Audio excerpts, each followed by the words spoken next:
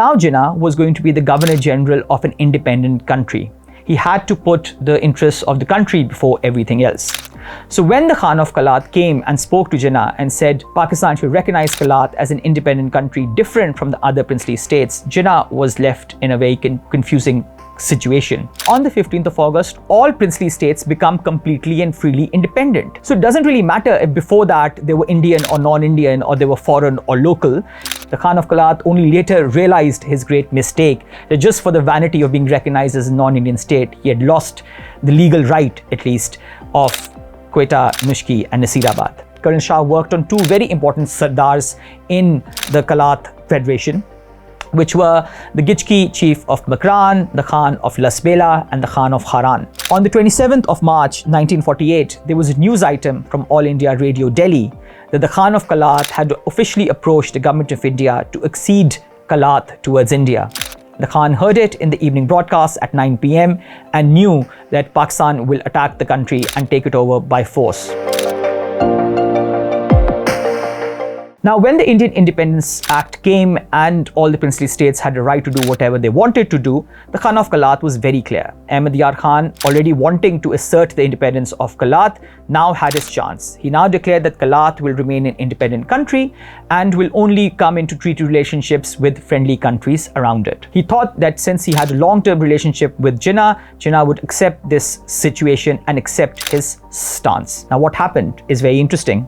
Jinnah, of course, was his lawyer and pleaded his case well, even though, of course, the Khan of Kalat eventually lost the case and, the government of India declared Kalat to be an Indian state. But now Jinnah was going to be the Governor General of an independent country.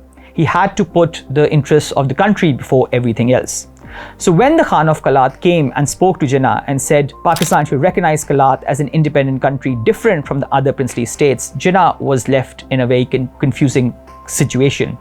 Either he could agree with the Khan of Kalat, but then if he agreed with the Khan of Kalat, that would complicate the situation about the other Indian princely states. Are they Indian? Are they not? What does it mean to be an Indian? But then Jinnah was a brilliant constitutional lawyer. He realized that in fact, the question that if you are an Indian princely state or a foreign princely state becomes a moot point after the 15th of August 1947 and the lapse of paramountcy, because on the 15th of August, all princely states become completely and freely independent. So it doesn't really matter if before that they were Indian or non-Indian or they were foreign or local. After the 15th of August, everyone is equally independent. It does not really make a difference over who is independent and who's not and who's Indian and who's not before that date. So from his point of view, and of course that was the point of view of the All India Muslim League also, so according to Jinnah, it didn't really make a difference that Kalat was Indian or non-Indian or independent or not independent before the 15th of August, because on the 15th of August, all Indian princely states, from the smallest one to the largest, all of them became legally independent, and therefore it was a moot point. So it was very easy for Jinnah to accept the fact that Kalat was a non-Indian state only because it felt good to the Khan of Kalat that he is recognized as such. But there was another reason why Jinnah, with alacrity, with great eagerness, in fact, I would say, accepted Kalat's stance. Because, according to the Indian Independence Act, all treaties and agreements with the princely states would lapse on the 15th of August. But if there was any agreements or treaties made with foreign governments, the successor states, that is India and Pakistan, would inherit them. They would not lapse. So this was a very interesting opportunity in front of Jinnah, because Kalat had leased several lands to the government of India on long-term basis, including Quetta, which was the largest city and the capital of Balochistan at that time and remains to this day today, the most developed part of Balochistan, in fact, Nushki and Nasirabad divisions of the region. So three big areas, in fact, the three most developed and arable and tax-producing areas, they had been leased from the Khan of Kalat to the government of India. Now, if Jinnah accepted Kalat to be a foreign state, these leases would be inherited by the government of Pakistan as a successor to the British government of India. But if Kalat were recognized as an Indian state, the treaties would lapse and Jinnah would have to return all of these territories to the Khan of Kalat. So on the 11th of August 1947, when Quaid-e-Azam Muhammad Ali Jinnah signed the agreement recognizing Kalat as a non-Indian state, in fact, he was recognizing the fact that it doesn't really matter who's what status you have before that, because everyone was independent on the 15th of August in any case, but very cleverly inherited those leases of Quetta, Nushki and Nasirabad, and they did not lapse, and the areas did not revert back to the Khan of Kalat. The Khan of Kalat only later realized his great mistake, that just for the vanity of being recognized as a non-Indian state, he had lost the legal right, at least, of Quetta, Nushki and Nasirabad. After this, the long-drawn negotiations between Kalat and Pakistan became very instructive. Jinnah, of course, thought that the Khan of Kalat, being very close to him, in fact, the Khan of Kalat used to call Jinnah his father, would easily accede to Pakistan.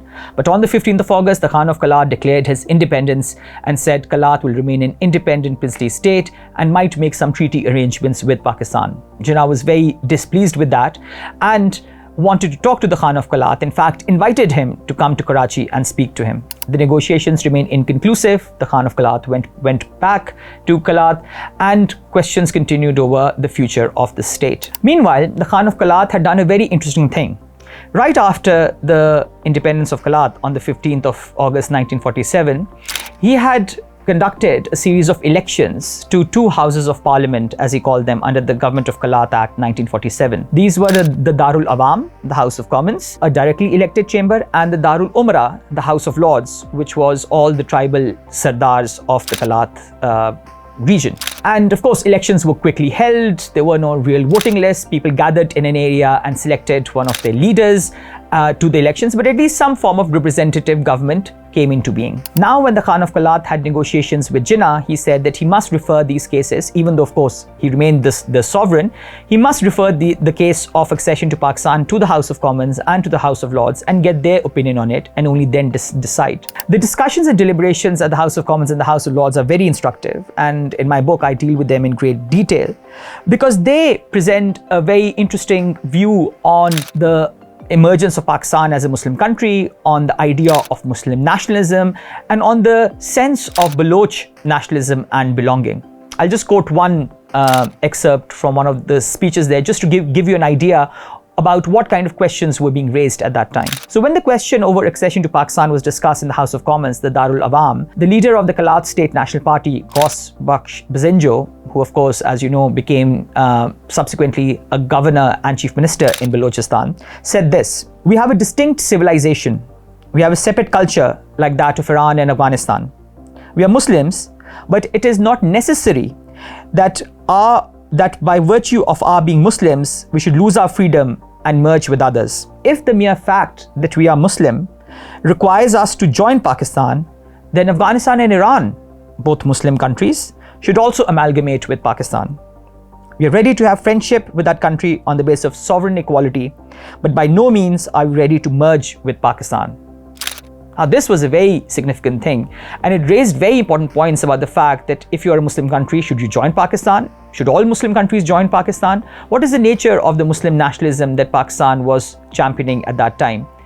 It also spoke to them about Baloch nationalism, where there was this great feeling that now that Kalat had achieved its legal independence, it should stand on its own two feet and remain independent. So the resolution to accede to Pakistan was rejected both by the House of Commons and the House of Lords by the end of 1947. This rejection was a rude shock to the government of Pakistan that was expecting Kalat to have declared for Pakistan very quickly. So again, questions began to be raised over what will happen. Jinnah was supposed to be in Sibbi in February 1948. This grand annual Sibbi Darbar that used to be held under the British. Jinnah also graced the occasion and invited the Khan of Kalat to come and talk to him there. The Khan came, but made some excuses and went away and said he will come again to discuss the issue with Jinnah, but never returned, claiming what we often call diplomatic flu, that he was unwell and could not come and speak to him. Jinnah thought that this was a complete affront to him and therefore instructed his ministers that from now onwards he will not talk to the Khan of Kalat and the government officials should be able to deal with him directly. And now things changed dramatically. The government officials, the main person there in charge now was this very interesting person called Colonel A.S.P. Shah.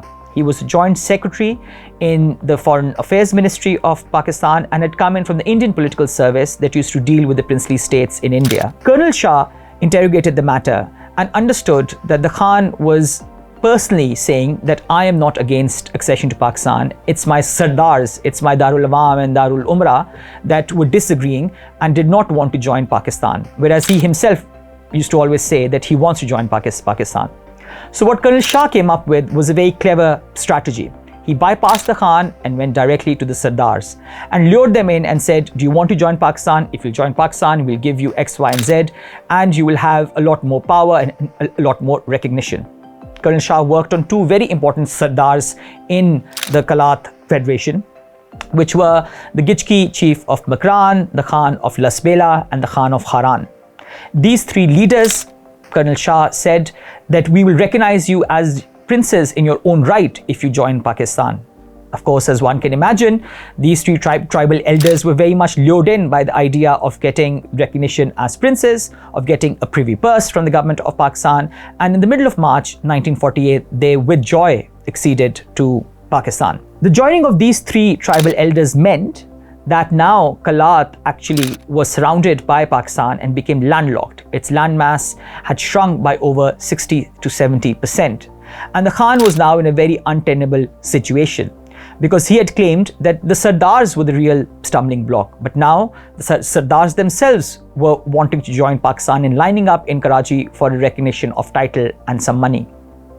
The Khan got really agitated, wrote to Jinnah, wrote to the Prime Minister, but no one really replied or no one really helped him. He even tried to call another meeting of all the Sardars, but no one turned up. The Khan was very alone in this, and his ideas of vanity really had brought him down this route. Meanwhile, as there was a stalemate and no one really knew what was going to happen, Pakistan took over control over the other three new princely states that it had created, Makran, Haran, and Lasbela. And Pakistani Navy took over the ports, Pakistan Air Force got to the airfields, and the Pakistani military entered these places. The Khan increasingly felt as if he was being surrounded and that if he did not accede to Pakistan, military action might be imminent. In fact, the military was told to be on high alert for any untoward incident in this region. Then quite abruptly, in a scene that's kind of from a film and still yet not explained, on the 27th of March 1948, there was a news item from All India Radio Delhi that the Khan of Kalat had officially approached the government of India to accede Kalat towards India. The Khan heard it in the evening broadcast at 9 p.m. and knew that Pakistan will attack the country and take it over by force. So he immediately telegrammed Jinnah declaring his full accession to the government of Pakistan and wanted to present all his problems and grievances to Jinnah directly to be resolved later. Now this instance, which the very next day was refuted government of India, and they said that the All India Radio had erroneously issued this news item, has never been answered. Who did this? Why did they do this? What prompted them? What news had they heard that this news item was broadcast? We still do not know. But what it did was it resulted in the final push for the Khan of Kalat to join Pakistan. So the Kalat saga ended with the Khan, after trying all different ways of having a treaty, of remaining independent, of trying to say that, oh, my Sardars don't agree, and this is the issue, another thing is an issue, by the end of it, agreed practically out of his own free will, but practically being scared that Pakistan might attack and take over, towards the government of Pakistan, and legally signed the accession document. Now, this is the legal basis of it. The legal basis, therefore, remains that the Khan of Kalat signed the accession document towards Pakistan, and Kalat legally became a government, a part of Pakistan. But the problem remained that a lot of people on the ground, as I earlier explained, people like Ghaus Bakhsh Bazinjo did not like the fact that Kalat had joined Pakistan.